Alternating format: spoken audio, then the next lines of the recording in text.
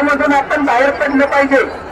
आपण सर्वजण शिक्षक आहोत, आपण विद्यार्थ्यांना शिकवतो, अन्यायाचा प्रतिकार करा, चुकीला चूक म्हणा, अन्यायाकडे झोपू नका, हे फक्त विद्यार्थ्यांना शिकवायचं का आणि आपण फक्त अन्याय सहन करायचं का?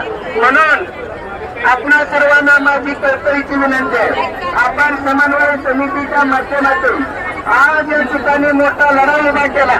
या लढ्याचा आवाज जास्तापर्यंत गेल्याशिवाय राहणार नाही। म्हणून जिल्ह्यातील तमाम शिक्षक बांधवांना मी मनापासून या ठिकाणी धन्यवाद देतो। सातारा जिल्हा शिक्षक समन्वय समितीचा, सातारा जिल्हा शिक्षक समन्वय समितीचा धन्यवाद।